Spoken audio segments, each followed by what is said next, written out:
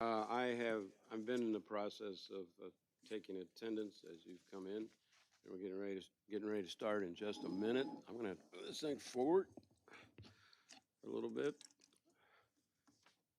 and so hang on just a sec.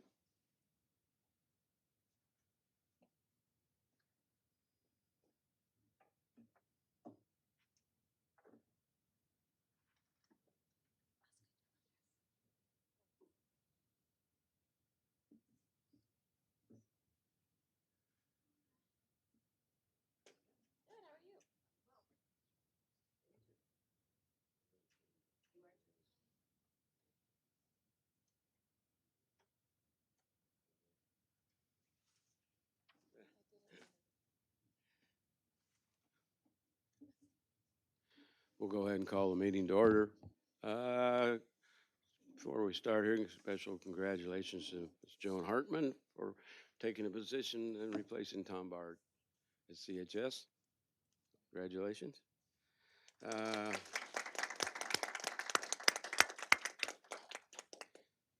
I hope you all had an opportunity with all that's going on to take a look at our minutes, and I need an approval for a motion for December 17th meeting. Second. Motion by member Reese, second by member McCarthy. Any comments or questions? All in favor, please say aye. Aye. Opposed? Any additions, corrections? Good. Okay, motion's carried. We don't have any appearance of members of the public that have asked to appear. So we'll go ahead and get going here with item 4, items presented for information. And we're going to start out right away. You've all met Vanessa Belcher? Granger Belcher, I'm sorry, I always do that by now. And so I hope you all have had an opportunity. So welcome. It's an opportunity for her to get into her first meeting. So thank you very much. Do you have anything you'd like to start out with?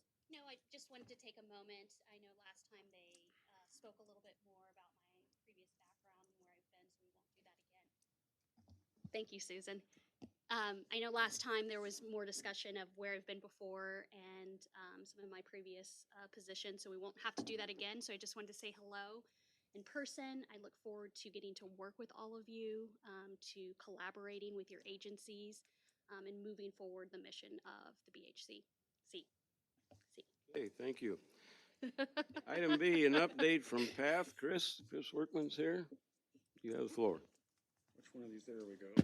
Good morning, everybody. If you haven't heard or read the newspaper or anything else, we received the state contract to provide the new 988 mental health call center crisis hotline, which is replacing well, they're not replacing, they're saying transitioning the National Suicide Prevention Lifeline into 988, the new easy to remember 3-digit number. In Illinois, that'll be effective July 1st. Federally, it's required as of July 16th. We are in the process of hiring 115 staff. We've had the contract for a whole 6 weeks, and they've already given us a renewal to start filling out the grant for next year, which has to be due at the end of the month. So things are kind of crazy. The 988 system is changing. I think I mentioned it at the last meeting. SAMHSA nationally is changing the entire crisis system nationally. It is just not a new toll-free number, 988 easy to remember number. It is actually an entire change in the crisis system model for the entire nation. It is being built while we're actually developing and implementing. So it's kind of a crazy system. As part of this is also CESA, for those of you who are familiar with CESA, the state law on getting crisis teams to go out on site rather than police officers. So they're kind of all dovetailed together in Illinois. The system is still being built, but there, as you're aware, are 590 crisis teams already established in McLean County. The system we have developed, and you guys have developed over the years here, is what the feds are implementing now nationally. So we've been doing it here, both with PATH and the mental health teams here with the mental health center for nearly 50 years, if not longer. So we're way ahead of the game for McLean County. We really are. I don't think you guys realize how far ahead you are compared to the other states I'm speaking with. Um, we have been speaking to other states, a lot of them. Um, we made national news apparently because we're a large state. And so I've been in touch with Florida, New York, California. We're getting calls from everywhere about how we're doing it, how we're lucky the fact that PATH was developed 51 years ago and has been working with the mental health centers in central Illinois. So the system that has been built all these years is really coming to fruition for us to be able to provide these services to the entire state. So I'm happy to answer any questions if you have any, but that's kind of it in a nutshell. There's a lot going on right now, to say the least. Reese, you have a question? Oh, you're doing a thumbs up. With the workforce situation as it is right now, how's it coming with hiring? Just hired our 4 managers. They start on Monday. They'll be hiring the 100 and some odd people for the call center, for 24/7, 365 call center. We have 700 applications from around 5 states. We advertise in 5 states to ensure that we do not pull your staff away from you. We try to do our best to advertise around St. Louis, Chicago, Wisconsin, Indianapolis, Kentucky, Missouri, everywhere.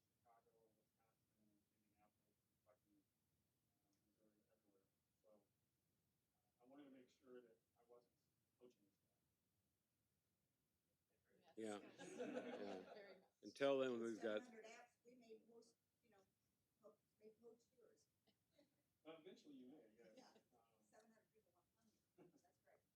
700 people want to come here. That's great. Yeah, and we do have our first out-of-state person starts Monday, but she arrives today. Coming in from North Carolina.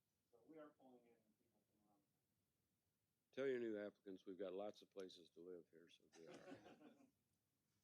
Okay, thank you. Thanks. Anybody else have any questions for Chris? Okay, Colleen? I'm wondering about for 988, will there be any online chat or texting options? I'm thinking about the young people I work with who hate calling someone on the phone. Yes, the contract we have requires both text and chat. It may not start immediately in July. We had proposed to use our current vendor that we use for 211. The feds want us to use the federal vendor, Vibrant. Unfortunately, their software is not quite there yet, so it may not be for a month or two, but it is, I would expect by early fall, we will have both chat and text for 988. Great. Thank you. Any other Yeah, questions? just Yeah. one Dave? quick question. I think a couple of meetings ago, we had the 911 folks here, the EMTs, and do you think the 988 will reduce the volume of mental health and substance use calls going to 911? That is the federal plan. That is why the law was passed by Congress to help reduce the number of calls going to 911. It's a cost issue. There, as part of CESA implementation in Illinois, they are required over the next 12 months to actually develop full plans on how this is going to be integrated together with 988 and 911 and the 590 crisis teams for dispatch. Not sure how all that's going to work yet. They have 12 months to develop it. There is discussion of a possible software at the state level. It's just in discussion of a possible software that we may all use for dispatch purposes so we can easily communicate amongst each other, but that's still in development. Chris, is there any update to how 988 is going to interface with the CARES line? That's nothing that I've seen come up yet. I had the same question, but we haven't been given any direction, and I haven't heard any chatter of how that may happen. I know there are several crisis lines the state have for a variety of different things. There's one for youth and things like that. So I'm not sure how all that's going to eventually dovetail into the 988 system at this time. Okay. Anyone else? Okay.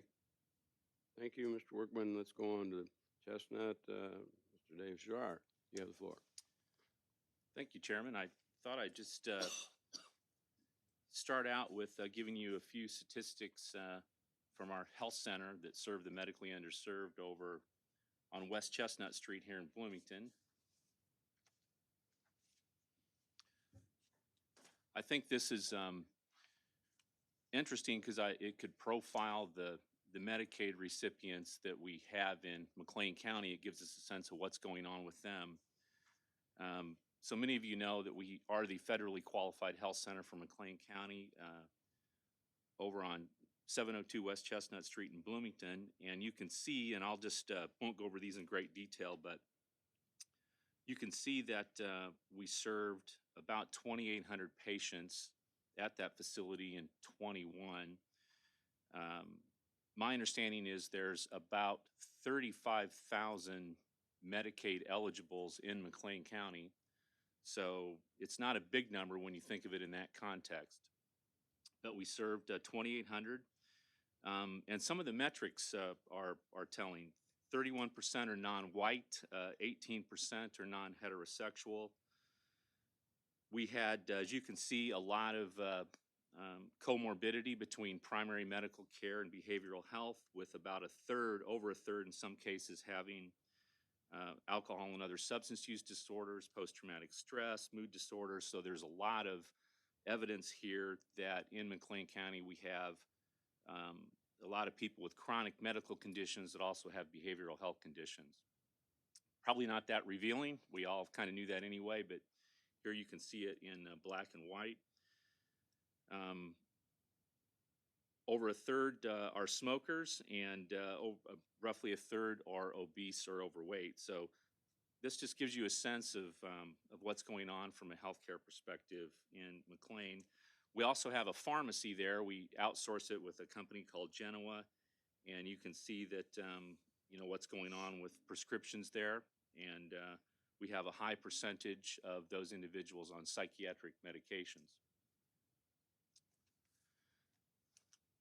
And I think the other piece is just to update some other activities here at Chestnut. So one of the exciting developments is we are part of the healthcare transformation project that came out of Health and Family Services, the Illinois Medicaid office.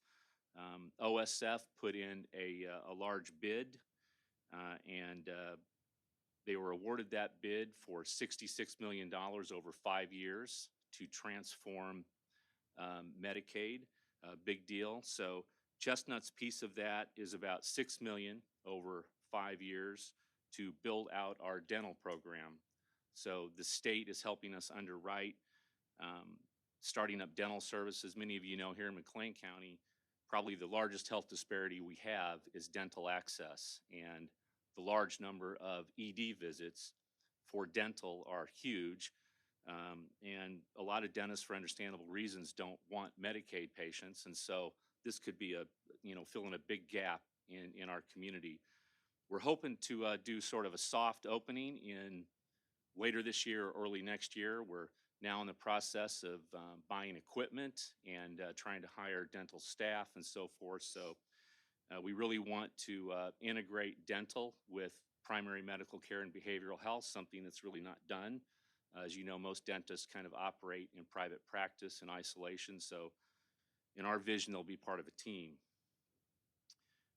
The other piece with OSF is they're bringing to the table some very sophisticated digital platforms that most Medicaid recipients don't have access to. And that's really the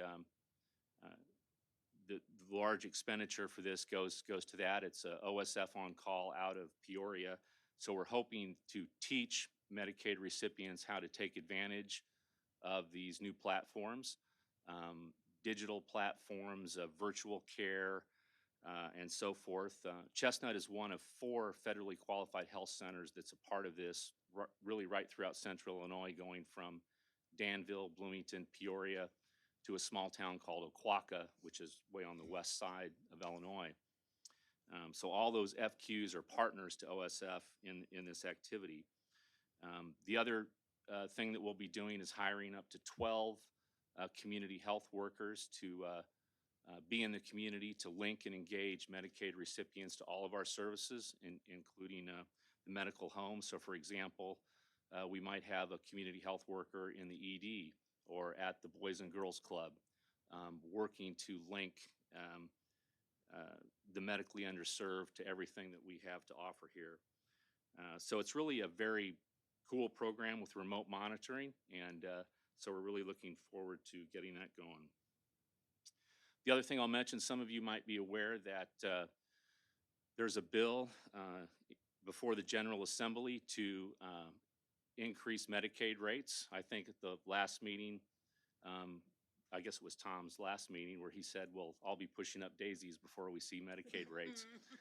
Well, I think Tom could have been wrong on that one. So this bill will be the largest increase in Medicaid rates for behavioral health the state has seen. And it's almost a shoo-in. The governor put it in his budget, and HFS already has it in their budget. And it will bring roughly $190 million to behavioral health providers in Illinois in increases, both in substance and in community mental health. So that's really a huge deal. The bill is titled Rebuild the Illinois Behavioral Health Workforce. And the data shows between the two trade associations, and Joan can attest to this, there are about 10,000 job openings in community mental health in the state of Illinois. And people are leaving in unprecedented rates. They're leaving the field. The licensed professionals are moving into private practice and digital platforms where they can work from home and have no documentation, less complex clients. So it's really important that we use this money to pay people better, because they have so many have untenably low wages, which is really, what's behind this bill. So Chestnut, along with Thresholds of Chicago and Rosecrans of Rockford, we all hired a lobbyist and worked hard on this, so we think it's going to go through. And then finally, I'll just, as chairman did at the beginning, congratulate Joan for her new role. And I'm very excited that this will open the door for, increased collaboration between all of us.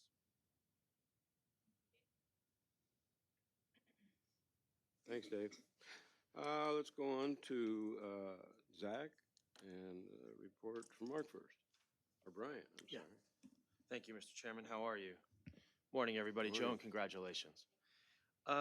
So just two things. It's been a little while since I was at our last meeting, so I apologize. Many of you know that March 1st last year announced the second expansion of our pediatric therapy center. We were originally going to go to the Carl Broman Outpatient Center, working with Colleen and some barriers that were in our way. Carl, in their incredible generosity, actually opened up a larger amount of space to us to expand right where we are. And I'm proud to say that my architecture stuff is just about finished.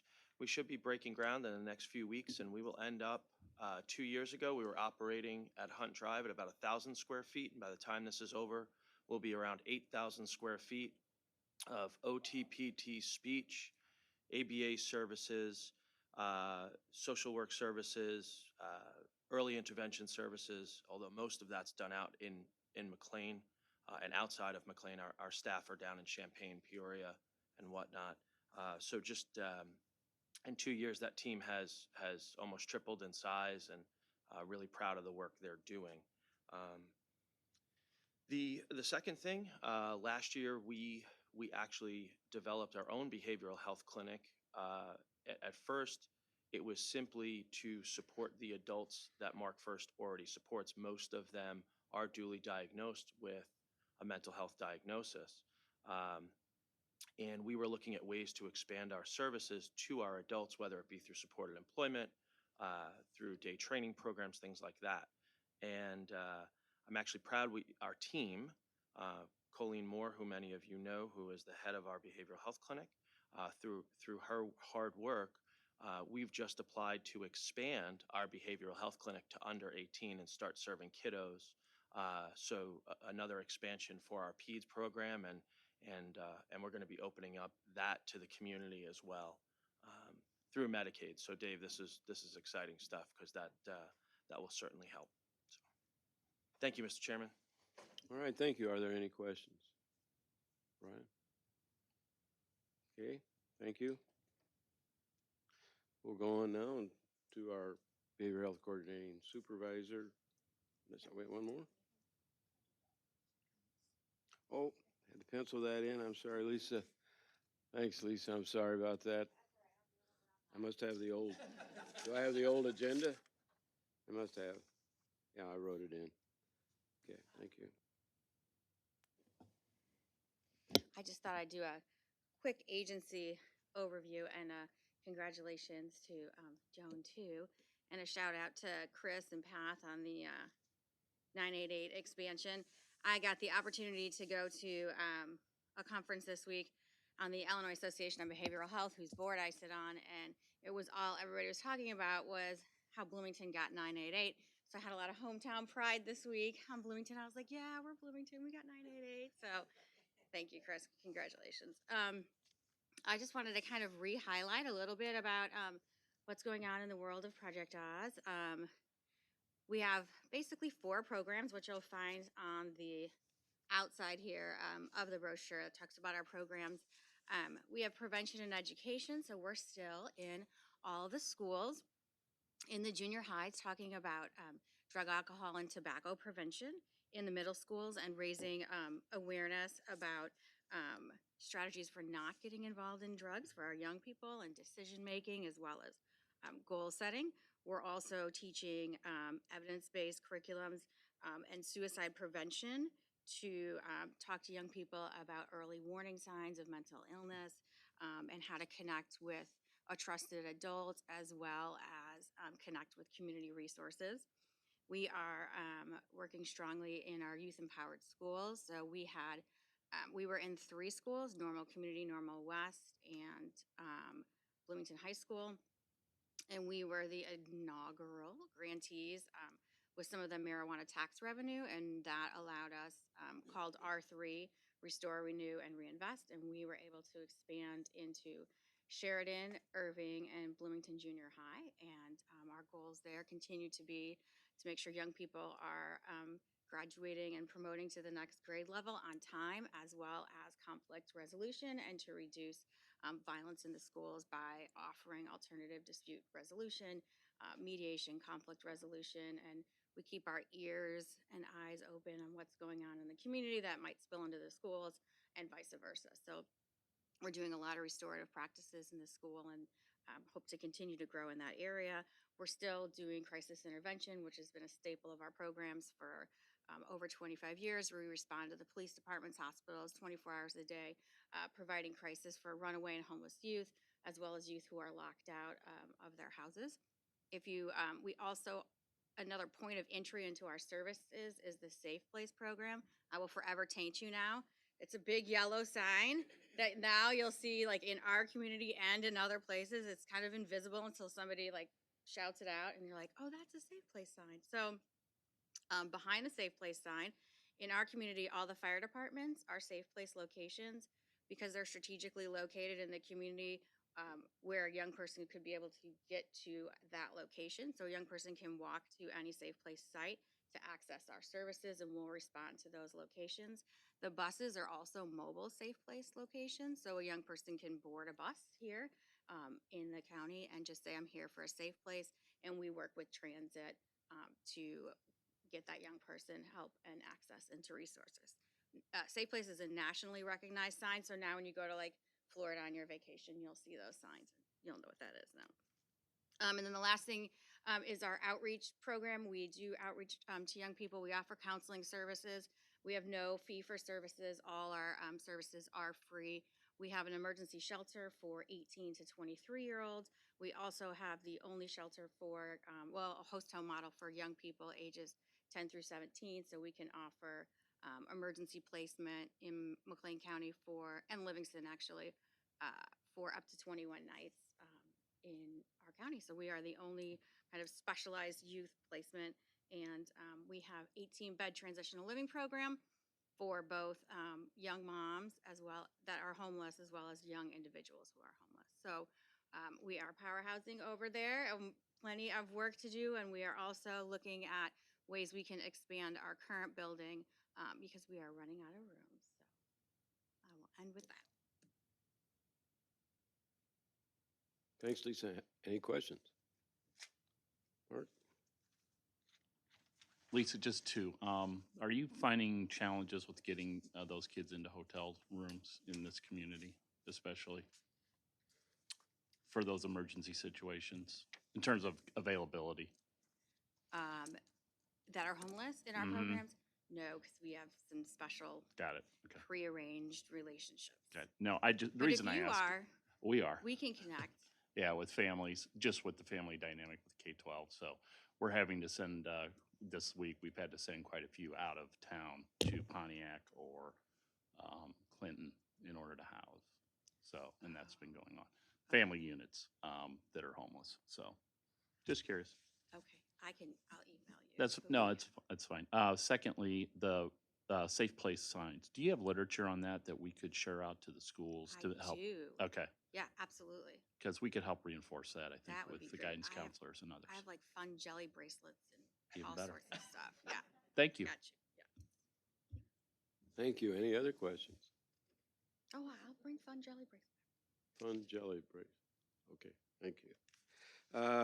I think now we can move on to our Behavioral Health Coordinating Council Supervisor Vanessa, and give you the floor. Okay, thank you. Take off. Okay, so we have a couple of initiatives that we're going to cover today. A lot of the information that I'm going to quickly go over is covered in the packet. Towards the end of my time, I will open for questions of anything that you have that's been presented here today. I'm just going to give some quick overviews on Fuse and Triage and talk a little bit more about some of the new things that we're working on and the initiatives that I would like to implement to further integrate Triage and Fuse in the McLean County Behavioral Health System. Again, attached are the charts for Fuse. What you are presented with is data from the month of January, so how we are beginning the year. When we come together again in June, we'll have some updates that show a little bit more of the halfway point of this year and some of the efforts and outcomes that we are seeing with our clients. We're continuing to see the average number of ED utilizations for mental health reasons. We're always seeing those numbers significantly decrease with the Fuse clients, as well as their touches with any part of the justice system. And so exactly what Fuse was designed to do, we're seeing. Another really proud point that I have of our staff right now is 11 of our 14 active clients are actually stably housed. And of the other remaining clients, there are actual current plans in place and a lot of efforts being made to get them into stable housing. We have Nicole Kirstein here in our audience, and she is leading, a tremendous staff of clinicians and case managers who are so invested in the work that they do with their clients at Fuse. I know at times a question has come up about the number of clients that are at Fuse. I know that a lot of people would like to see those numbers increase, and I want to say to all of you here today that is the mission of Fuse for this year. I am looking to continue the work of my predecessor, who I have so many great things to say about, learning more and more about the projects that she stood up from the ground. But we're hoping to move on to the next evolution of what Fuse and later, as we talk a little bit more, Triage might look like. So a part of that is outreach. So the Fuse staff is going to begin to develop a monthly outreach program. And so each month they are going to target one specific population, service agency, whatever they decide. I'm kind of leaving it up to them. It's going to be something that they take ownership of. And we are going to make some more concerted efforts of tracking what happens afterwards. And so in future months and in future meetings, what you'll be able to see is, all right, in March, April, and May, these are the spaces that staff really focus their outreach on. And in March, April, and May, this is where we saw our referrals increase or not increase. And that's going to really inform how we are promoting and pushing Fuse. And so we are really looking to operationalize those efforts to ensure that the utilization of Fuse is at the top that it could be. On my end, the outreach for Fuse will look like me coming to each of you and saying, how can Fuse help? That is the same message that I'm going to have with triage. And so moving on to triage again, the numbers are for the last 3 months. And our number one referral source continues to be walk-ins. And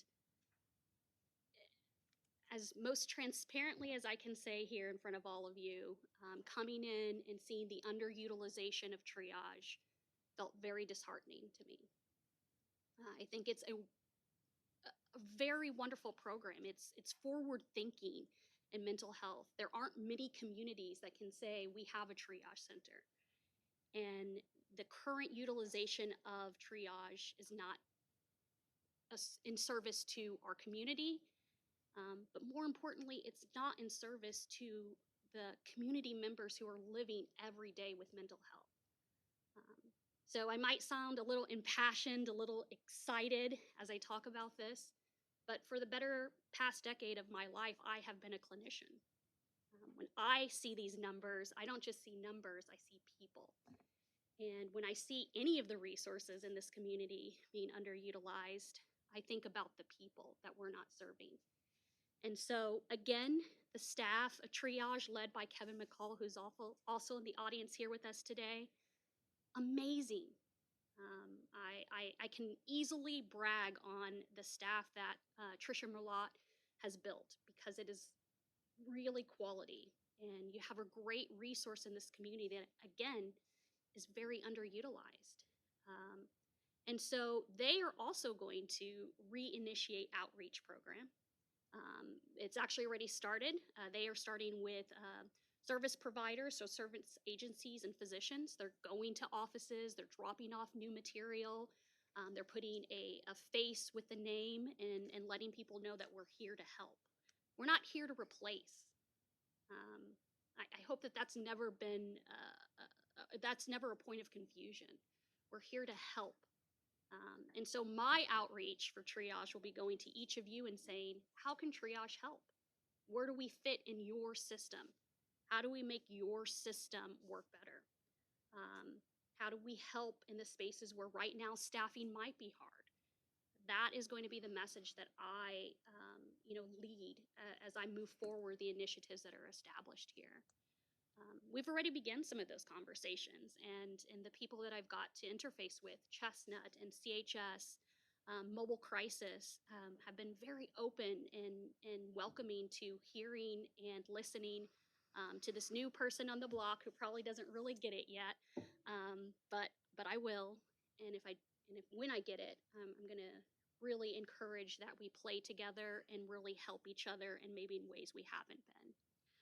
I talked just a minute about how you envision triage fitting in with people going to ER and the different levels of tiers. Yeah, definitely. I can, when I think about crisis and clients, I often, in the simplest form, categorize a low, moderate, and high risk client base. Triage is not in the space of high and moderate. Those are better served by ERs, by mobile crisis, by some of more of our intensive, the CRU, by some more of our intensive services that are out there. The space that triage would help is in those low risk crisis clients. The individuals who need someone to talk to for more time than often the ER has to offer. I'm not certain why they're not getting to us. It's still a question that I'm exploring and asking. But it is a space where I think immediately there could be an increase in utilization of triage. So to better clarify that, we have an individual who maybe has expressed some level of suicidal ideation. Their family, their loved ones, their friends, they're scared. And so they may take them to the ER. Which I think is a great thing to do. When we hear those things, we should respond and we should get help. But a lot of times, as those of us in the service industry know, they're not admitted. And so then what do we do? And who do we have?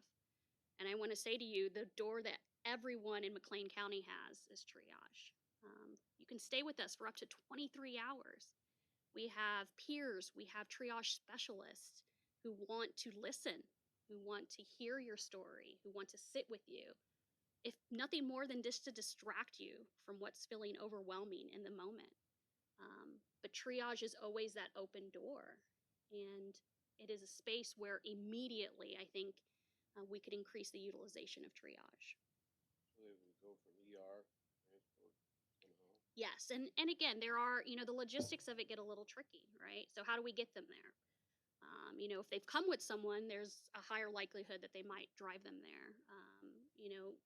If they were dropped off and they don't have transportation, how do we get them there? And, I think that there are always logistical questions and issues that we're going to run into. But I think if we are collaborative in our efforts, if I'm able to work really closely with mobile crisis and say, hey, I think you guys get this system better than most.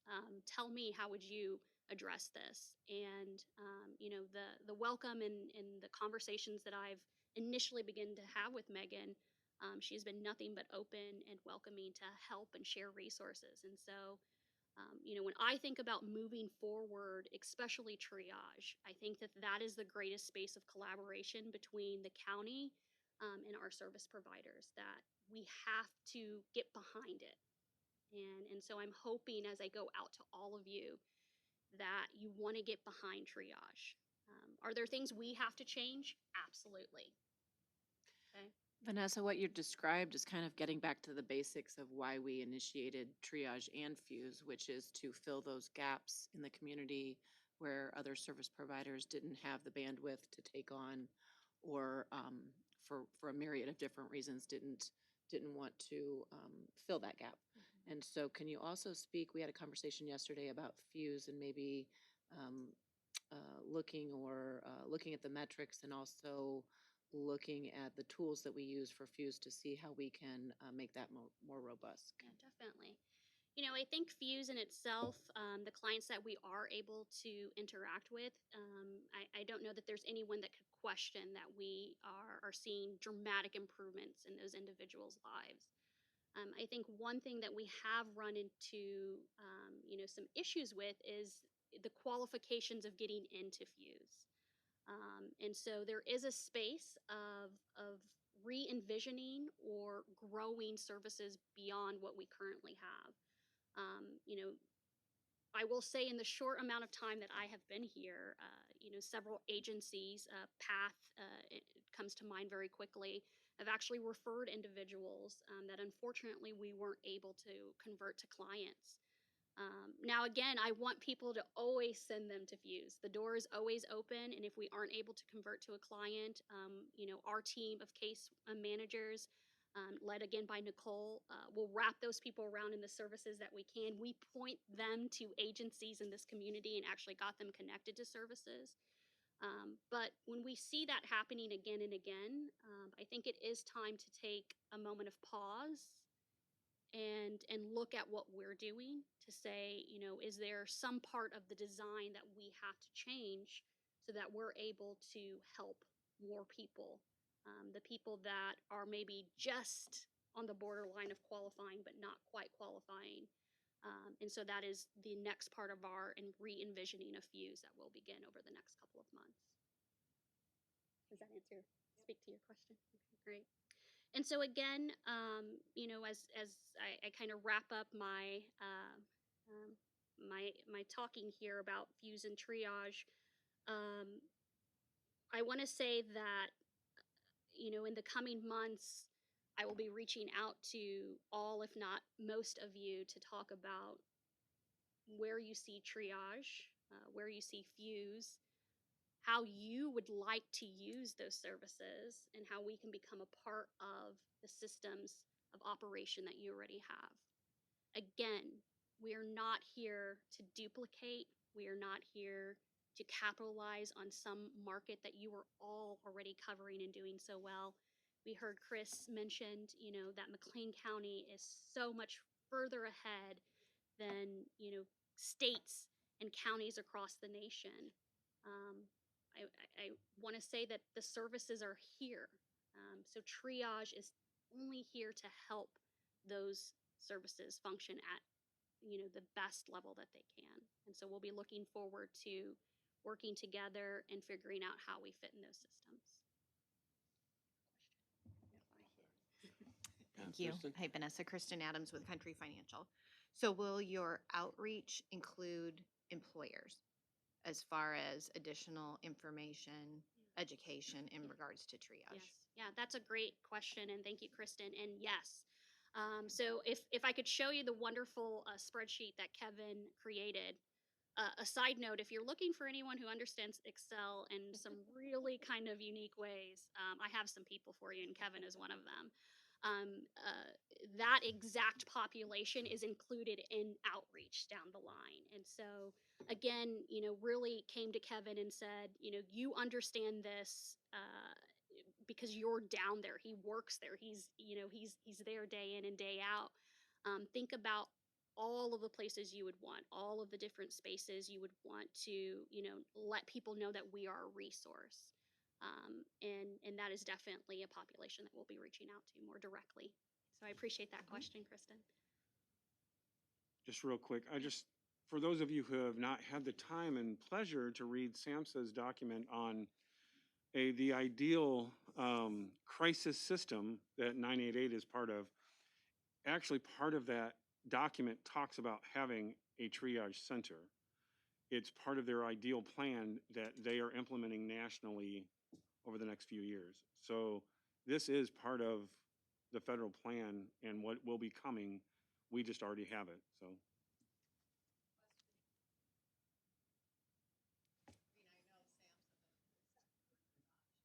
Yeah, if you shoot me an email, I can send you their documents because it's one of those things yeah, I can do that, sure. It's, just so you know, it's a big document, but you can download, and nothing like keyword search makes it a whole lot easier.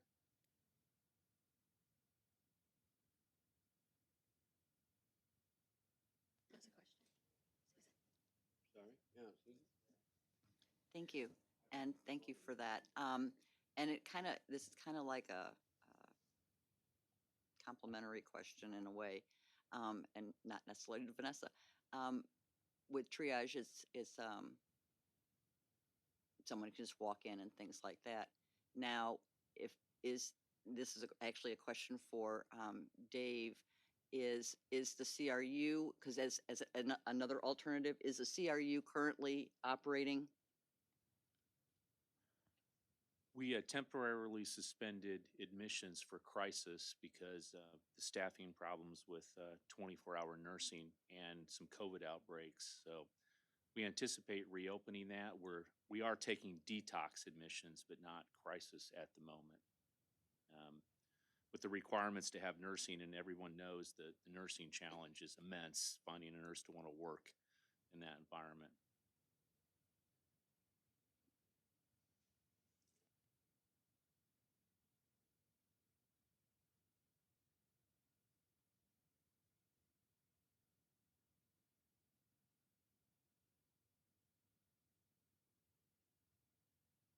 Okay, Taylor, would you like to come up and join us? There's one down there too. Before she speaks, I want to introduce you all to Taylor Davis. She's our new behavioral health program coordinator. She's been assisting me on our macro level projects, as well as leading the trauma-informed and resilience-oriented initiative. And so today she's going to talk to you a little bit about some of the exciting things that you're going to see coming out of that initiative. Thank you, Vanessa. Can you hear me? Is it on? Okay. All right. So I started in the role in January, and one of the first things that I wanted to do was set up several meetings with individuals that have done this type of work throughout the country. And they've done this type of work at an organizational level, a county level, a statewide level, and learning from how they've structured their initiatives, what their focuses have been, their organization of the initiative itself. We took that information plus some side research and then brought together the discussions and points from the core team and combined all of that information into a 5-year strategic plan that is laid out, that will build up, so that will grow year after year. And 2022 has specific action steps outlined with deliverables so that we can keep ourselves on target for the year. And then future years will have the same types of action steps. We'll just develop them in the fall when it gets closer. So the focus of 2022 is really just building the foundation of this initiative so that it is sustainable in the future. And by doing that, one of our key tasks is rebranding the initiative. So we came up with a new name that we will go through, that we will use going forward, which is Rise McLean County. And the Rise standing for Resilience Inspires and Spreads to Everyone. And the slogan is Resilient Together. So really working on our marketing of the initiative to be able to put out messaging in future years. We've also chosen a purpose statement, mission statement, vision statement, and values, and those will be coming in future meetings. We'll present those as well. We'll also work on like a logo, and we hope to get a landing web page up by the end of the year. So we have the momentum back, exciting things coming forward, and if there are any questions, I'm willing to answer them if I can. Could you repeat the RISE acronym again? Yes, so RISE is Resilience Inspires and Spreads to Everyone. And the idea is like in McLean County, so RISE McLean County. Are there any questions? Okay, thanks. You want to go ahead?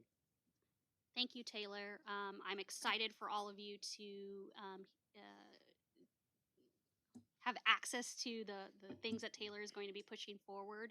Eventually, you know, the end goal here is a product that not only McLean County has access to, but other agencies, other businesses in our county will have access to those resources and efforts of this initiative. And so we look forward to seeing what Taylor creates.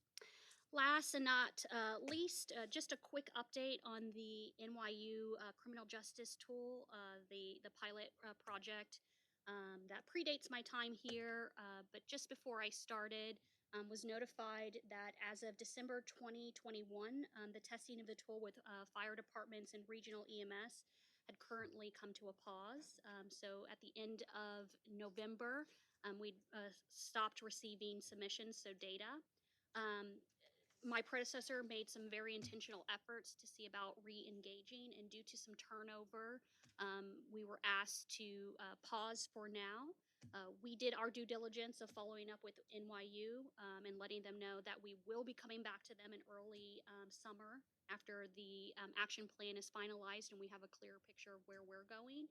And they remain a very willing partner, and so there will be re-initiation of this initiative. Just at current, it is on pause.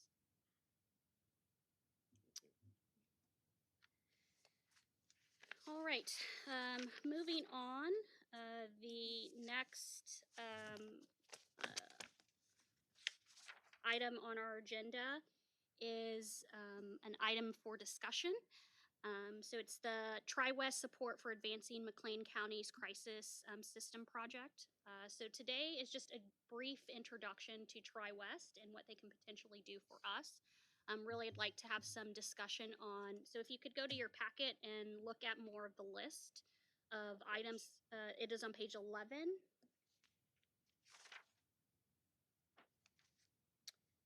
We're going to be referring to this, and I would like to open up some discussion around this. So just as a general introduction, Tri-West is a health and human services consulting company. They've been helping clients with system assessments, improvement of evaluation, planning, and financing for over 20 years.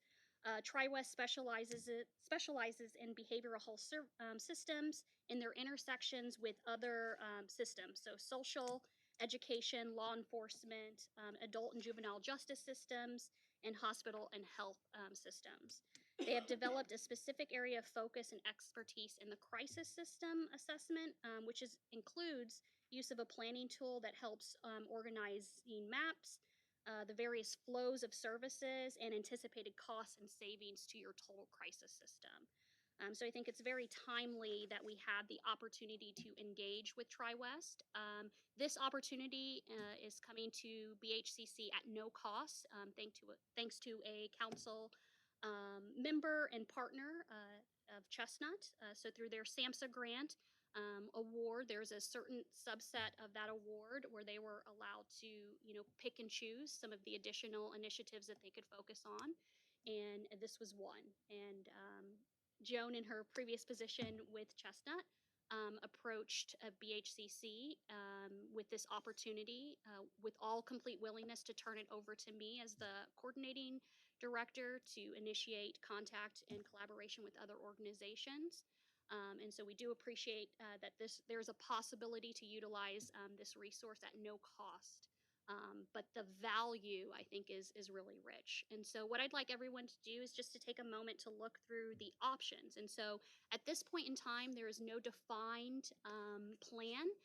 There's not even a formal agreement that, yes, we want to do this. We're in the initial, courting stage of getting to know what they're able to provide us and getting to know them as a staff. They are ready and prepared to come to a future meeting so that you're all able to meet them. I will say that they are an impressive group. I have really enjoyed getting to work with them and pick their brain on different things. And they are ready to jump in and help where they can, to not take over, to not suggest, but to enhance what we are already doing. They have also been very impressed with the behavioral health systems here in McLean County and have been very complimentary of the work that has already been done, and are just here as a tool to enhance what we're already doing. So at this point in time, I'd like to give you all a moment to look through some of the options. I really think that all of the options are great. If they can give us everything, I'm going to say, hey, let's use them to their fullest, and let's look at all 7 that they're proposing. But initially, 1, 2, 3, 4, and definitely 5 are things that, as far as the Behavioral Health Coordinating Council, I think you would find a lot of value in, and I think that right now I would be in full support of. Question. So if they can do all of these things and you recommend all of them, why would we limit it? Well, we definitely don't have to limit it, and that's again, I don't want to say that we have to, but understanding that everyone, has their own initiatives and missions, and focus. I want to at least create the space to say if there's something on here that you think that you wouldn't even want them to touch, I welcome that. As I understand, they met and asked for input from us. Yes, so they reached out again initially. It came from Chestnut through Joan.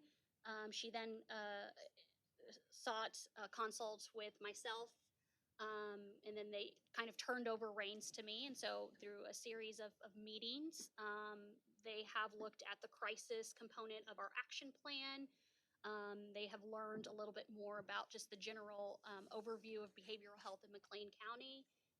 And these are just some of the suggestions. So I would also say, and I appreciate the question, that these were just some of the initial things and efforts that they suggested, but there may be things on here that, we could further expand to. So I think this is a great opportunity, but also a great example of what Chris was speaking of. To McLean County is ahead of the game. And because of that, and because of the people that sit around this table, we have opportunities for collaboration that are not seen in other communities. And this work through TriWest would be another opportunity for us to work as a system to improve our crisis response. And so I think the only thing that is limiting us from all 6 of these points would be self-limiting, where we're not communicating or collaborating, or we don't have the buy-in around this table to fully commit to supporting this effort. And so I think I, for one, will be encouraging Vanessa to um, get as much buy-in as possible so that we can, in essence, use them to the fullest extent possible. How often do we get an outside researcher or strategic planning group like TriWest to come in free of charge to our community to really, as a neutral party, set aside and say, this is what I see in your community. Here are all the things that you're doing fabulously, but here are some areas that you need to tweak. So if we s- initiate this process, then it would be possible for them to come to our next meeting? Yes, they are ready and prepared to come as soon as possible.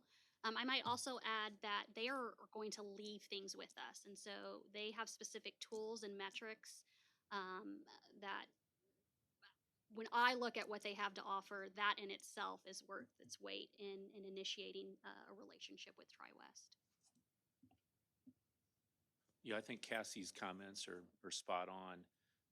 Can you speak, Vanessa, a little bit about their methodology, if you know? In other words, will they be interviewing, some of our staff or some of the people around this table? Will they be looking at data and what will the ultimate deliverable be from them? That's a great question, and I'll let you know that we haven't really flushed out that stage of what this is going to look like. But I imagine that everything that you mentioned is going to be a part of their process and more. And so, again, I look forward to you all getting to meet them and to hear from them directly. They will do a better job of selling themselves than I ever could.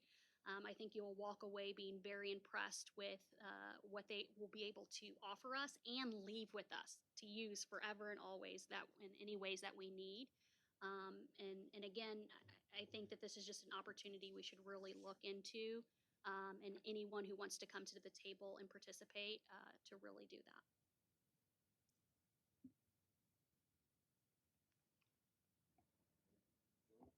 My team doesn't know it yet, but they're very excited about this project.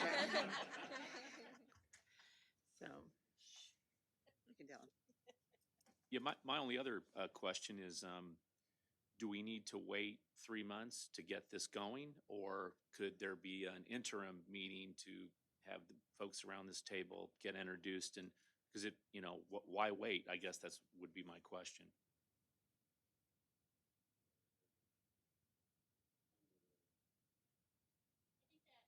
If that's something that the council supports, we could definitely look into options. I will say that TriWest is ready. And I would say I have maybe been a little bit of the delay in this system because I wanted to learn a little bit more about them. But I'm also in the process of learning as well. So they are ready to go, and would be more than happy to initiate that sooner than June.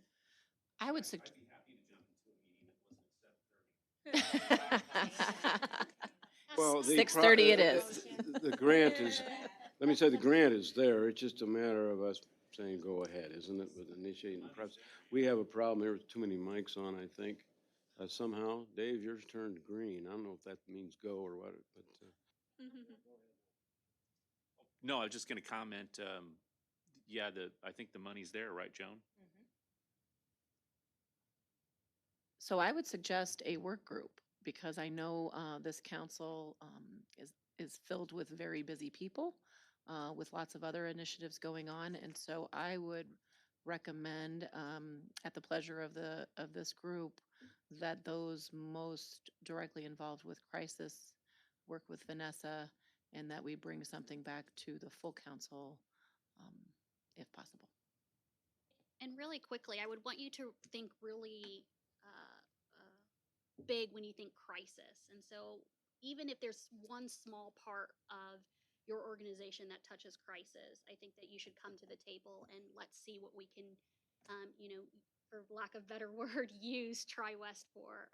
Again, I just think that this is an invaluable resource that, again, comes at no cost to the people that are going to have the opportunity to touch TriWest and what they're able to provide. So at any point in time, if there's any part of crisis or where you're interacting with clients in crisis, please come to the table.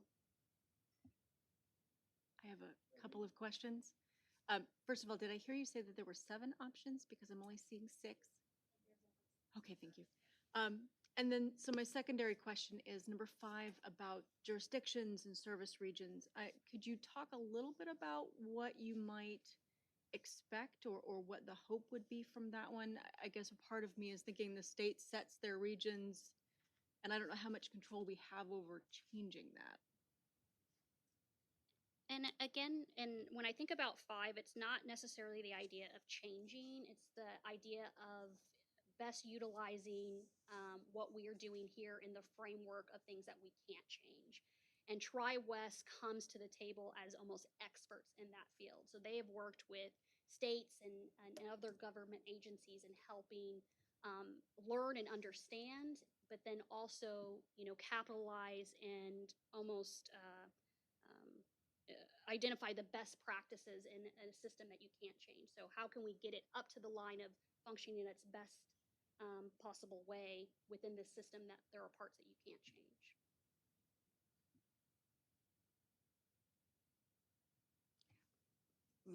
My question has to do with your own personal bandwidth to take this on. You know, as you've been describing this, it sounds like it's really, really, really wonderful. Um, I don't know what other things you had on your list to do that are coming off because you're going to be working with this. So, any thoughts on that? Sonia, I appreciate that question and consideration for me as an individual. I would say that as far as the scope of the project, Tri-West has a huge team of individuals. I work with 5 people consistently. They actually recently added 2 that are focused more on youth that were previously not on our team, so they're bringing them in. Um, the initial setup and coordination of bringing people in, I think that that's where the heavy load on me will be. And then at the end, when the reports and the suggestions come, the coordination and communication that's needed to the council, those are the 2 heavier points.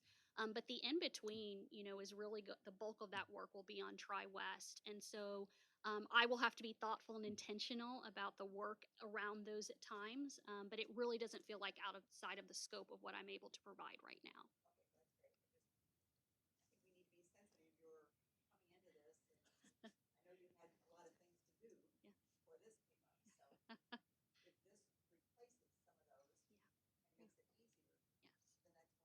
Yes.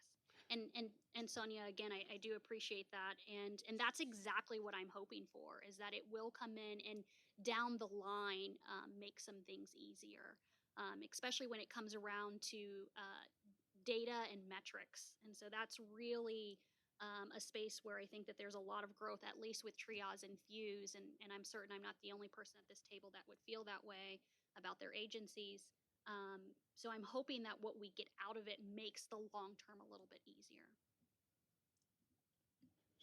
So without objection, I just want to excuse me, go. chat real quick.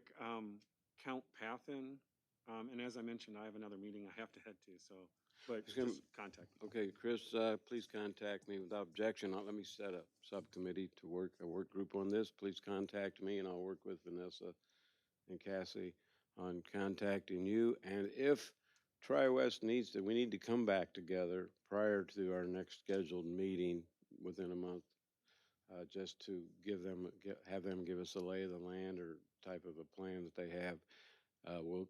We can do that. We can make sure we don't have you in here at 7:30 in the morning, maybe possibly 8 o'clock would be better for you. Uh, sometime, sometime within a month. Let's check, let's have a small group work with this and see how it's going. And then we can come back together as needed to be for briefly, so they can present if needed, okay? Just one other quick suggestion. I think you mentioned, Vanessa, that it could be expanded, and it occurred to me that, for example, the Carl inpatient unit or the ED should be at the table, maybe is a key part of this to be included.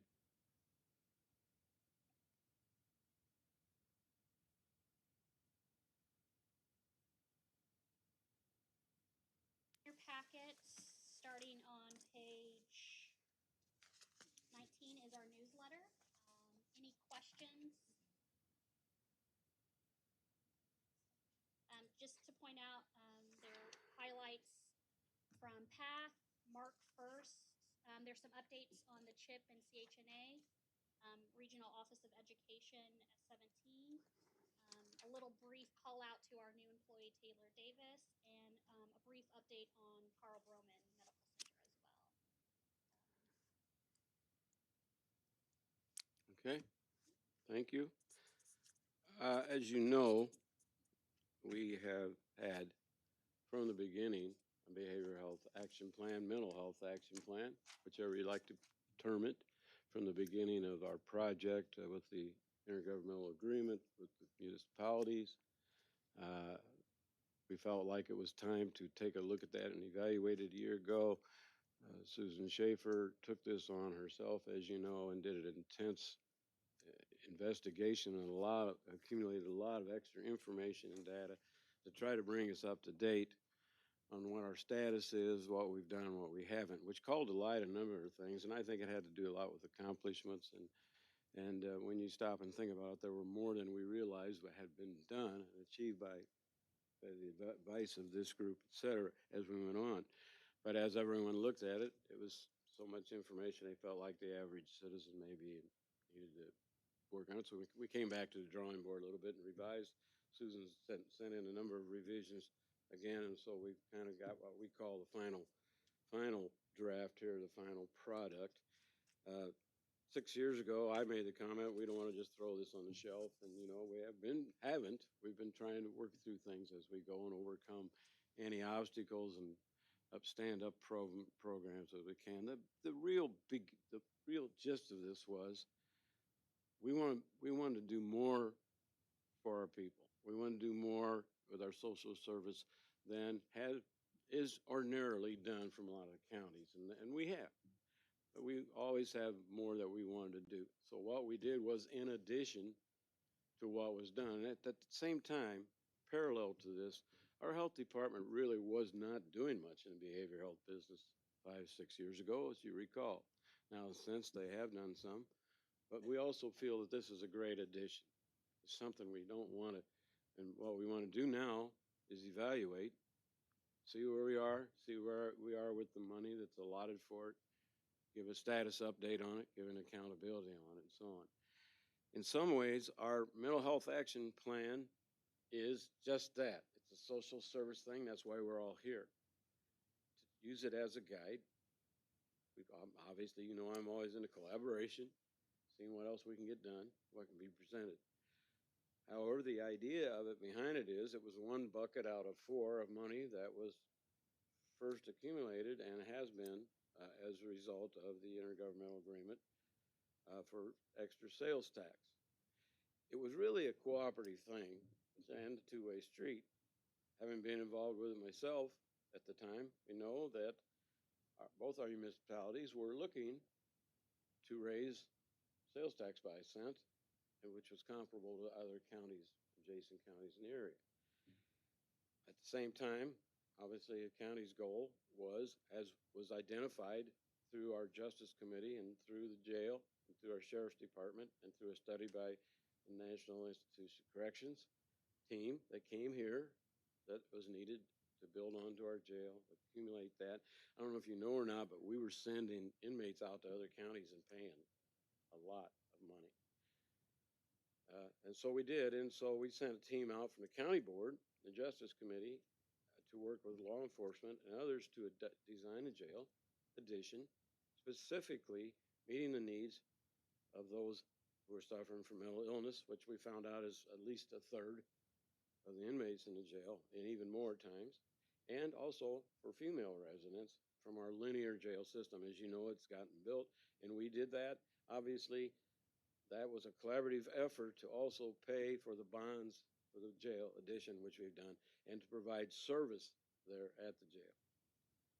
What we're doing here is 1/4 of that, obviously, which is to provide an additional enhancement and services to this whole county and what we've done. And we're really proud of what we've accomplished, but it was time for us to take a look at it and see where we were. So thanks, Susan, for all you've done, which has been a lot over this last year, and the things that we've been able to accumulate. And we try to then kind of put it down where it's presented to the public better, and that's where we are. Now, it's been called to my attention that we need then to maybe provide better metrics, provide better accountability with what we've done, and show better outcomes. And so Vanessa has taken that on to do that, and we're intent to do that as we go through this process. So what we're here today to do on our agenda is to approve this behavioral health action plan. And I know we may want to discuss that and take a vote on it and recommend it to the county board for approval as well. And all it is approve of a revision of something that we have, as you know. I thought our mental health action plan was a good thing. I still do. I think it's something that we step forward. Just like Chris was talking about, there's been national recognition on what we've done. I was able to go with one voice 4 years ago and give that plan to the Bureau of Justice and Bureau of Justice Assistance, and as a result, we've got grants for it. So that's the kind of things that we do. So at this point, I'd like to open this up for any discussion on this and see if we can get a motion to approve this revision as you've had in front of you. By the way, thank you, Vanessa, your staff, Cassie, Susan, everyone, because what I've seen, I've been able to go through it. Obviously, a lot of what we have is working knowledge, help when we read this, but we want to make it better for the public as well. So, comments? I think it might be helpful for Vanessa to explain how this is different from the document that was submitted in December, and highlight the differences there, because a lot of the content and the narrative is the same from December. So I know it's very daunting for me when I'm handed 100+ page document to say, what's changed? What have I already read? And so I think that would be a good starting point for the discussion. Yeah. So I want to first start off by saying that, you know, a lot of compliments and appreciation of Susan Schaefer and all of the efforts and work that she put into getting this content. And so the first thing I want to say is the content, what you see and read, and even this new redesigned package is the same content that she presented at the December meeting. It is all there. It just looks a little different. And so essentially, some of the initial feedback was the readability. Because it is such a rich and full history, and there are so many different parts of it, it sometimes is hard to understand if you're just a layperson out there. And so that's what we were tasked with, is let's increase the readability. Let's highlight exactly what this plan serves as, which is a guide, a roadmap for where we want to go. And so each section now will have an introduction, tying it back to the 2015 plan, the successes. So what have we done since? That accountability piece. Are we making movement? Are we moving forward? Are we holding ourselves accountable to the things that were identified in 2015 and focused on moving forward those initiatives? This looks great. If you go through each section, it's rich with successes. All of the agencies here in this room are represented in some space and way. That says a lot to the work that has been done and the work that we're going to build upon. And the third section is the recommendations. And so these are recommendations that came from the work of Susan Schaefer and the work groups that she brought together. The only thing we changed with the recommendation is we took a SMART goal approach to it. So we operationalize the goals. Again, that accountability piece. It's easy sometimes to say these are things we want to do on that macro level, but then when you start to look at the logistics of it, how easy is that to actually roll out? And so that's what we focused on. Are there spaces for improvement? Absolutely. I would hope that none of us ever say that we get it right the first time or that we're always right all the time. But I think that this is a really strong starting point. That today, if this were approved, we would have a great roadmap for where we want to go in the coming years. And so that is essentially the revision. I will also note that everything that Susan presented in December is still within this document in the appendix area as well. And so we didn't want to get rid of that rich history. And there is sometimes more context outside of just the successes and the recommendations that is important in understanding the whole picture. And so we wanted to have access to that. In the online version, that's really easy to touch. We have hyperlinks directing people exactly where in the document you might find that additional information if you're looking for some contextual or historical data. We also have a space where we're encouraging people to also reflect on the lessons learned and the challenges that might still exist. So when we're thinking about this is where we're prioritizing, but in the coming years, where should we also be looking? That data is also found in this document.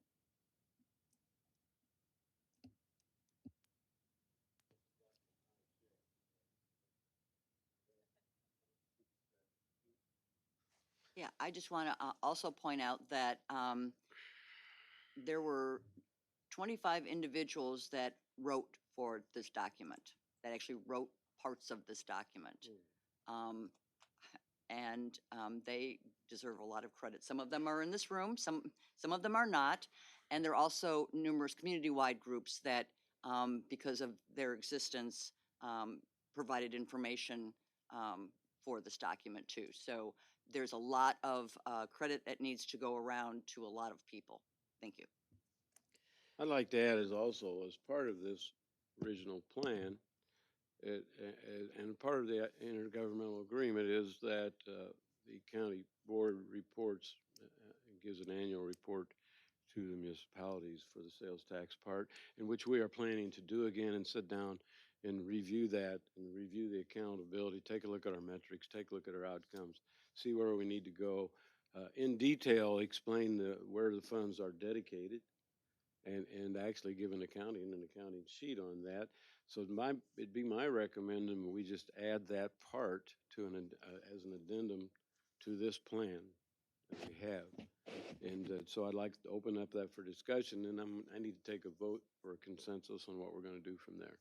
Okay? I have one additional note to consider before we move to vote is we also want to remind and highlight that this is a living document, and the new way that it is designed, it will be touched on a yearly basis for updates. So the progress that we're making on a year-to-year basis, and the chart component of this, there will be a column added or a section added where we're able to show our progress.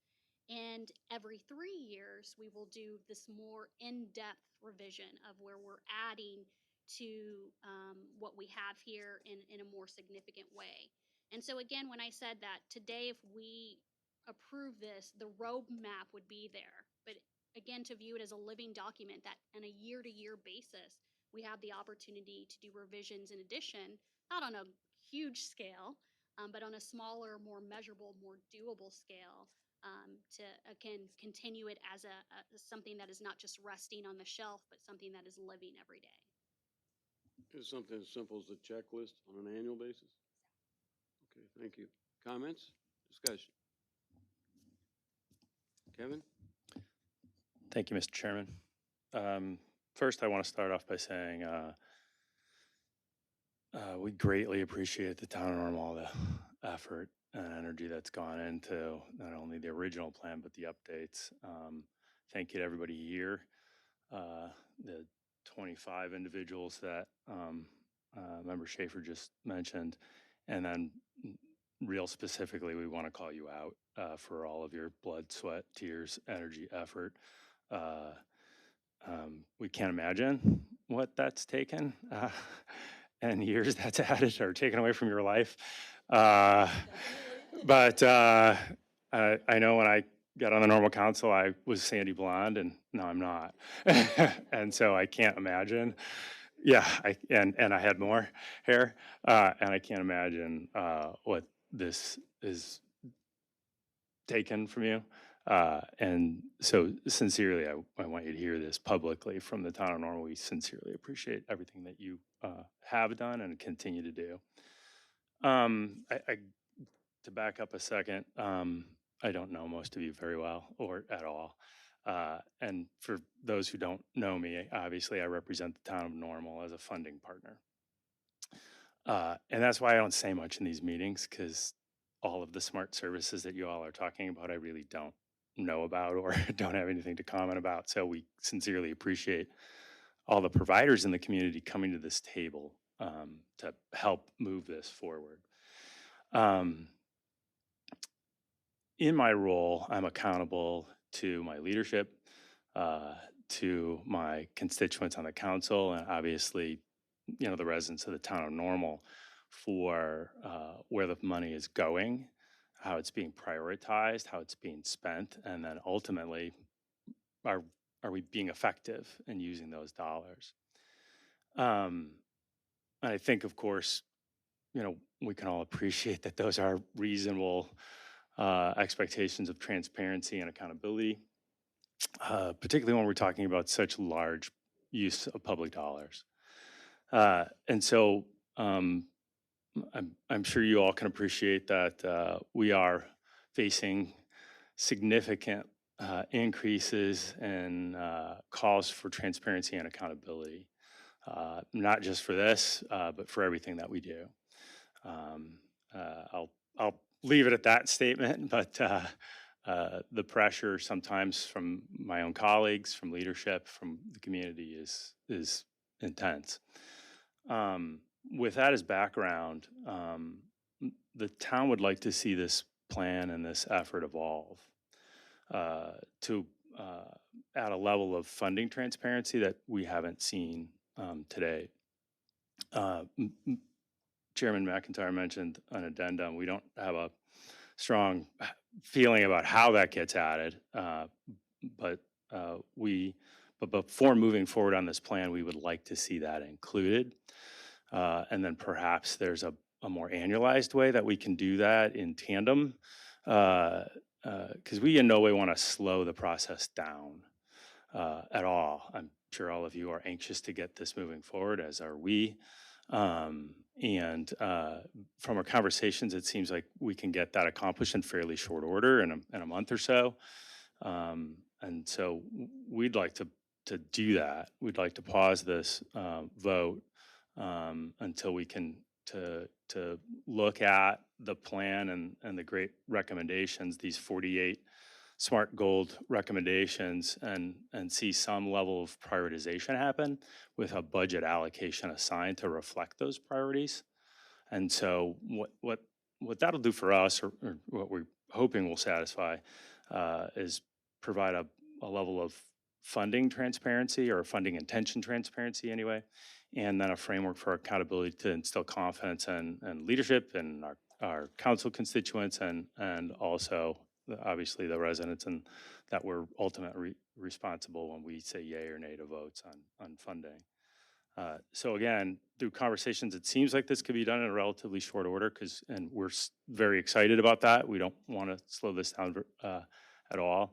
But my leadership is looking to see that level of intention and transparency tied to this plan. I can make a motion or leave it. Okay, to that end, we'd like to make a motion, Mr. Chairman, Administrator Taylor, members of the council, that we table the vote on the mental health action plan to a date certain, perhaps a month from now, April the 8th, in order to make these additions to the plan. 1 second, we're gonna check. Is there a second? Hang on, please. Can I ask a question? I'm sorry. Hang on just a minute, please. Okay. So there's a motion to table this to a date certain of April 8th, is that correct? That is 4 Fridays from now.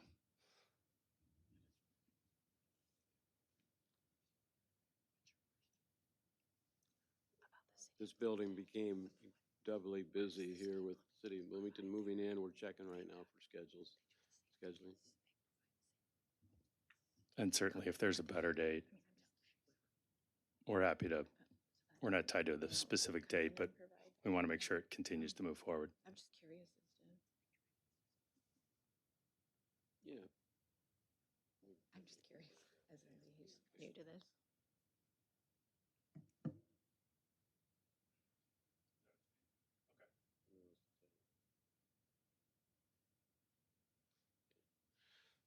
There's a question about language here and what we're doing rhetoric, but it's a motion to table or postpone this item on our agenda, and there is a second by Member Reese, and to a date certain. A date certain would be Friday, April 8th, at the same time. So I'm going to take a voice vote on this. All in favor, please say aye. Aye. Opposed? Aye. So we're going to have a roll call vote. There's a request for a roll call vote. Yeah, you just read the names. Yeah. A yes vote is approval, a motion to postpone this to a date certain, to April 8th. And I'm It's sorry, okay. Kristen. It's okay. I that was be- just trying to wait a minute, educate myself. No, it's my fault. Before we take the vote, that's time we open it up for discussion after we got the motion on the floor. So you're up. Oh, yes. Okay. Parliamentary procedure tells me, Kristen, that we cannot discuss this before we vote. Okay? Absolutely not. That I know of. I- Not an expert in Robert's I don't think there is one. I'm welcome to speak with anyone who has questions after this meeting, I'm so that we're sorry. following parliamentary procedure and also can have those questions asked. I'm sorry, Kristen, about that too. Just procedure we're following on this. Well, yeah. Okay. Thank you. So we're going to take a roll call vote on this. And the motion is a yes vote is to postpone this or table it to a date certain of April 8th at 7:30 a.m. And at that time, I'll speak on this some more. Kristen Adams, Yes. Stephanie Barish, Yes. Joan Hartman. Sorry, I'm going down the list. Mark Jontry, Yes. Kevin McCarthy, Yes. Colin Canaday. Oh, she's not here. Apologize. Colleen O'Connor, Yes. Sonia Reese, Yes. Elizabeth Robb, Yes. Susan Schaefer, No. Dave Sherrar, Yes. Lisa Thompson, Yes. Brian Whipperman, Yes. and I know Chris Workman had to leave. Believe I have everybody. So we have right now 12 yeses, 1 no. Chairman didn't have to vote. We're fine on that.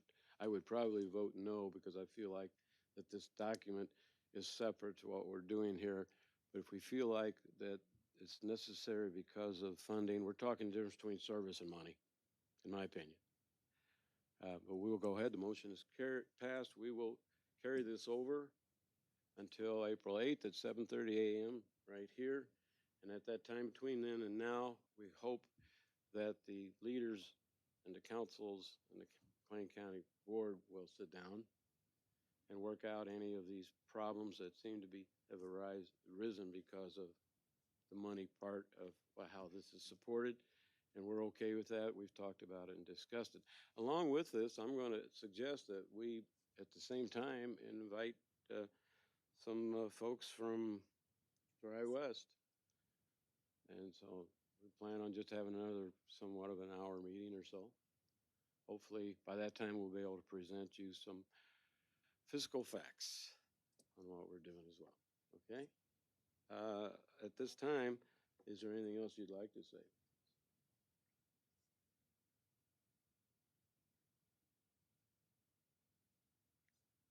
For the accountability part?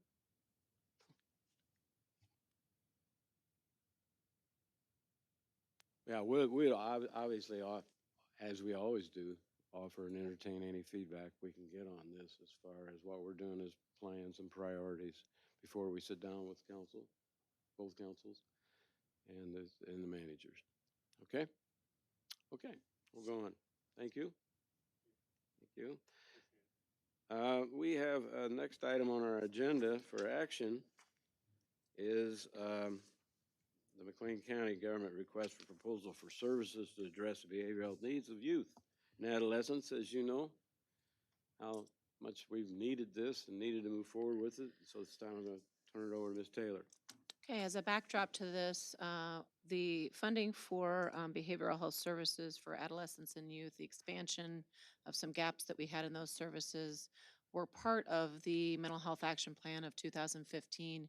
They have been part of discussions at our Juvenile Justice Council, which is part of our Criminal Justice Coordinating Council. And they also are recommendations in the proposed draft of the 2022 plan that we've postponed the vote on.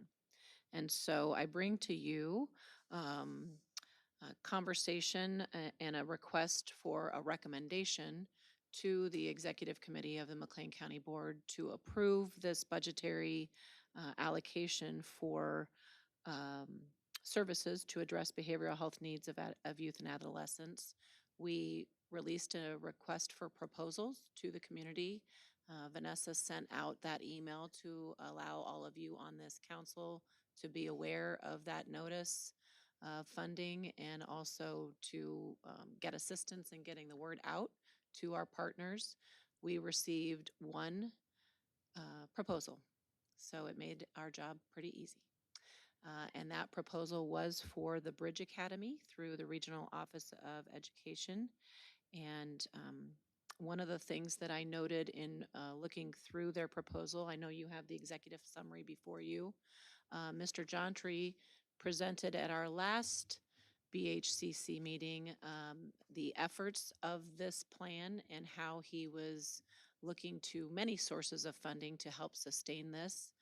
That is one way that makes it very attractive to this group because we can be part and parcel to a collaboration of something that will be self-sustaining in the future and meet an unmet need in our community. And so I ask for your support and a motion to approve this proposal for funding for Bridge Academy. Move approval. There's motion by Member McCarthy, second by Member Reeves to approve the bridge project as RFP has been bid. Any comments or questions or discussion this time?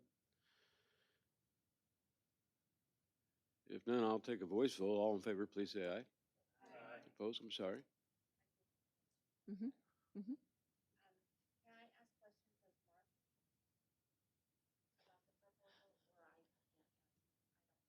Yes, you can. You can ask the question to all of us. Oh, Since okay. we're all going to hear you. I hope. All right. Okay. All right.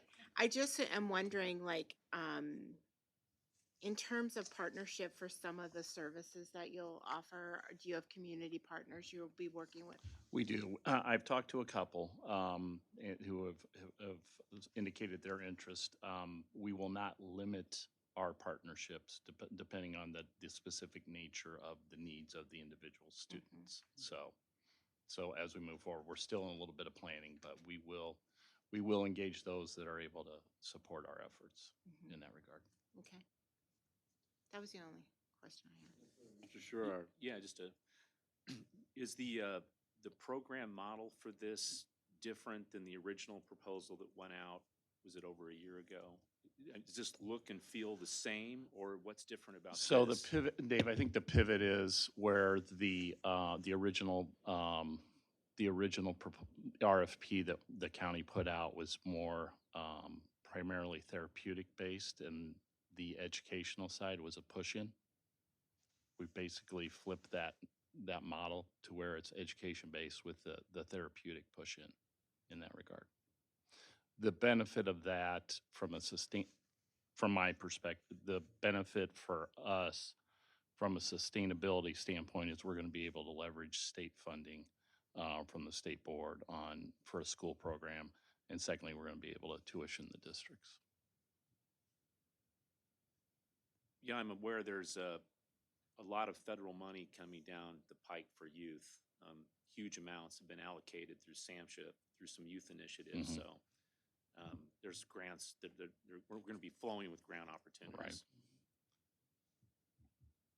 With that promise in the future, we're hoping this will be sustainable. I believe that's where we're headed with this. We want to get it off the ground. That's why we have some of the money through the IGA that we have, is to do these things, to start up these programs to help fill in and fill the needs and the gaps. Okay, so anyone else? Member Schaefer? Yeah, I just wanted to know, is there many other locations that are doing something like this, or is this another one of the things that we are being much more innovative and ahead of the curve type of thing? So I wouldn't say it's unique, Susan, but I would say it's somewhat innovative, to the point that we have gone around and looked at other programs. We've looked at some out of state. We've looked at one in Chicago. We're actually going to go visit another one next week in Chicago. So I would say there are models that are pretty similar to what we're doing, what we're proposing to do, and so we're not going to be recreating the wheel entirely, but it is certainly filling a gap in McLean County. Okay, thank you. Any other comments or questions? I do have one question. So will the Bridge Academy be able to serve youth who struggle with ASD, the autism spectrum, or primarily behavioral health? Primarily behavioral health, but I will kind of treat that on a case-by-case basis, Stephanie. I mean, we're not gonna try to serve a student that we obviously are not equipped to do, so. And that could evolve over time, but initially, primary behavioral. All in favor of accepting this bid for this proposal, please say aye. Aye. And opposed? Mr. Chairman, I'll Yes, have sir. to abstain, please. Okay, thank you.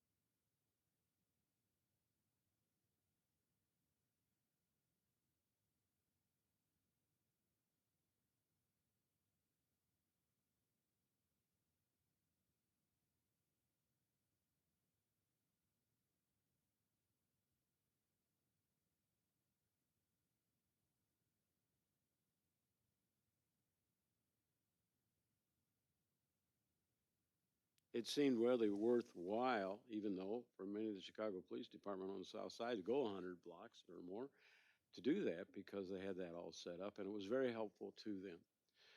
I was wondering if you remember, though, I think that they just paid for private transport. Do you remember? I'm sorry, Mr. Chairman, I do not remember that. We were taking a look at that because we wondered if there's any hangups in the usefulness of triage in our own community and the types of things that we could, obstacles we could overcome, like with EMS. And so I just trying to recall that, because we want to make sure we do a good job in evaluating our triage program and make sure it is useful.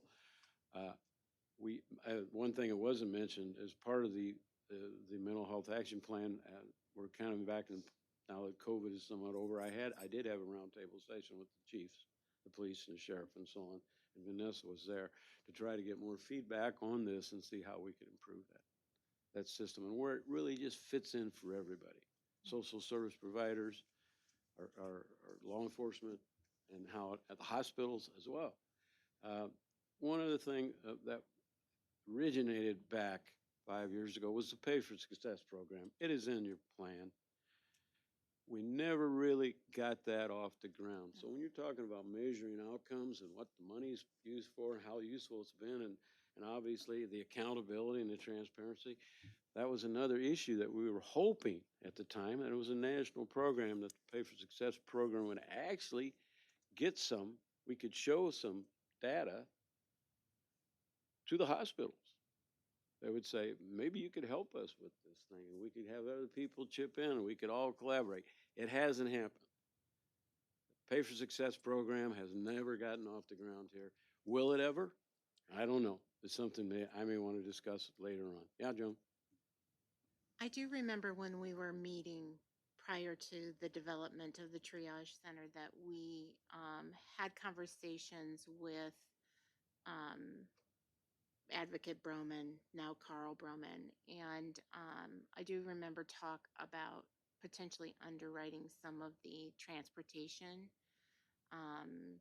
in order to deflect. So I think that's worth a revisit with that conversation. There's also another triage program that when I was at Chestnut, that we went to visit in Kansas City, that had a little bit different model that might be worthwhile. And Vanessa, I can connect you with the folks there.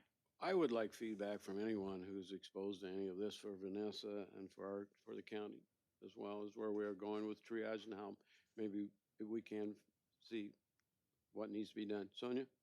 I was part of that discussion early on about situations when we have to um, refer, especially youth, children out of town, and getting them there. Transportation was an issue, and once you get them there, if they're admitted, um, families don't always have an easy way to get back and see them. So it needs to be thought more broadly than just delivering them there, but how do we support a family that's trying to support their child who is in an institution 300 miles away? So just think, Well, that initially, what you remember too? came up with the inpatient situation that we had with Yeah. you. It's still a problem, isn't it, It for is. us to provide whatever is necessary? The obvious answer to that is provide inpatient services. But it It doesn't is. seem to be something that is monetarily viable. I don't know what it is, but we don't have it. So Volume. as a result, the only thing we can do is supplement families. And so we'll need to take a look at that. We can go on and on with this discussion, but thank you very much. I think I've used up my 90 minutes or so today. So we will adjourn, and the next meeting will be Friday, April 8th at 7:30 right here in this room, 2022. Okay.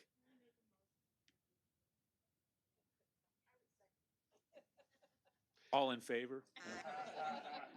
Well, I'll tell you, there are people that need to all of you have other things to do. That's why we scheduled originally at 7:30, because I've got to get back onto your own organizations and get with it. But this is work, John, you know what I mean? This is work, yeah, so. Oh. I'll take a consensus on this, I think. But I think we have a little problem with scheduling here at the building. So we'll get back to you. So one of the considerations, just anecdotally, is it's hard for Judge Foley, if she's on the bench, that's helpful if it's before the hours of time. So people that are important in the process can attend. That particular day on April 8th, I have a Metcon board meeting, and we are hiring a new director, and so we could look at later in the afternoon on that Friday. People wanted to meet on a Friday afternoon. I know a lot of people say thumbs down to that as well.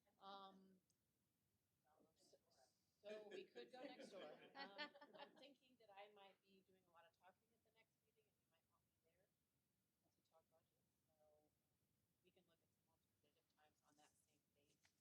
That would be our date certain, so we'd still be following our. Or we could all just quit whining and go with 7:30 and maybe. Let's maybe, do that.